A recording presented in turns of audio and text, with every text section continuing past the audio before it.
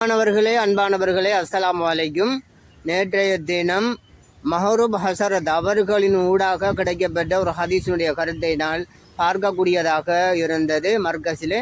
அதாவது ஒரு தாயி, உண்மையான ஒரு தாயி, அதாவது அவர் நன்மையை கொண்டு ஏவி தீமையை தடுக்கக்கூடியவராக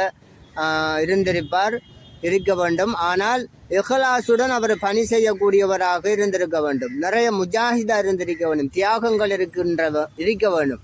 இன்று தாய்களாக சொல்லக்கூடியவர்கள் இருக்கின்றார்கள். வீட்டில் இருப்பார்கள். லட்சக்கணக்கில் அவர்களுக்கு பணம் வரும்.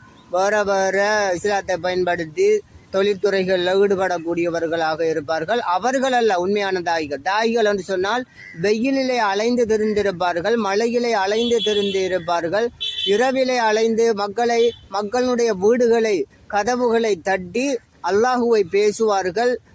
இஸ்லாத்தின் பக்கம், அதாவது அல்லாஹுவின் பக்கம் அவர்கள் பேசுவார்கள். நரகத்திலே இருந்து அவர்களை விடுவிக்க வேண்டும் என்ற கவலையிலே அவர்கள் செயல்படுவார்கள். இத்தகையவர்கள் தான் உண்மையான தாய்களாக இருப்பார்கள்.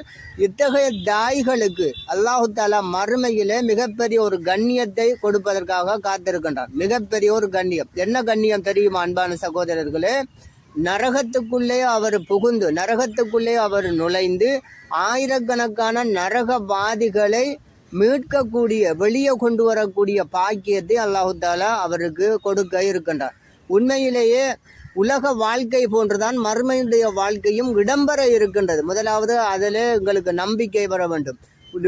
உதாரணமாக ஒரு 150 வருடத்துக்கு முதல் இந்த பதிவை பார்த்து கொண்டிருக்கின்ற நீங்கள் யாரும், இன்றைய தினம் இந்த பதிவை பார்த்து கொண்டிருக்கின்ற நீங்கள் யாரும் உலகத்திலே வந்திருக்க மாட்டார்கள். பூமியிலே நான் உட்பட இல்லை.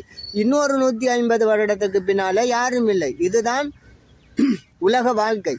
இதுதான் காலத்திற்கு மத்தியிலே, காலத்தினுடைய பயணத்துக்கு மத்தியிலே நாங்கள் அடுத்தடுத்த சந்ததியாக வந்து சென்று கொண்டிருக்கின்றோம். இதே போன்றுதான் ஒரு வாழ்க்கையை அல்லாஹு தாலா இதை விட பல மடங்கு உண்மையில் நன்மை தரக்கூடியதாக அது இருக்கும், அல்லது கெடுதியை உண்டாக்கக்கூடிய நரகத்துடைய வாழ்க்கையாக இருக்கும். அல்லாஹு தாலா பாதுகாப்பானாக.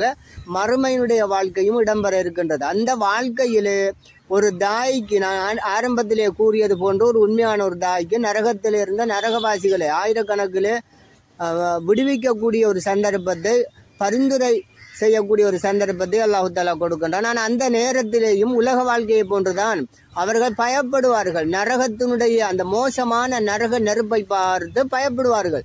அந்த இடத்துல அல்லாஹு தாலா அவருக்கு சொல்லுவான், அந்த தாய்க்கு சொல்லுவான், நீங்கள் பயப்பட வேண்டாம்.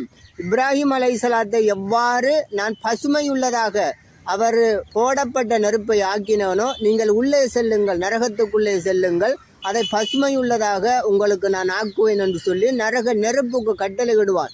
இவ்வாறு ஒரு தாய் வருகின்றார், அவருக்கு நீ பசுமையாக, குளுமையானதாக, வாழக்கூடியதாக ஆகு என்ற ஒரு கட்டளையிடுவார். இந்த இடத்திலே தான் அல்லாஹ்வுடைய சக்தியை, ஆற்றலை, வல்லமையை, குன் ஃபயக்குன், அல்லாஹு தாலா யாரு? குன் ஃபயக்குன். குன் என்று சொன்னால் உண்டாகும். அவனுடைய கட்டளைப்படிதான் அனைத்து வஸ்துக்களும், அனைத்து பொருட்களும் தன்னுடைய தன்மையை வெளிப்படுத்தி கொண்டிருக்கின்றன. அது உலக வாழ்க்கையாக இருந்தாலும் சரி, மறுமை வாழ்க்கையாக இருந்தாலும் சரி. அந்த வகையிலே நரகத்தினுடைய நெருப்பு குளுமையாக்கப்படும். அவர் நரகத்துக்குள்ளே நுழையக்கூடியவராக இருப்பார் தாய்.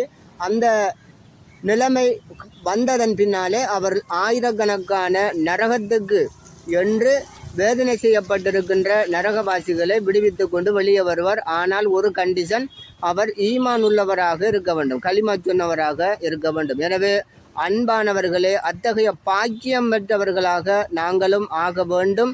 அதற்குரிய முயற்சியை நாங்கள் மேற்கொள்ள வேண்டும். அஸ்ஸலாமு அலைக்கும் வரஹ்மத்துல்லாஹி வபரகாத்துஹு.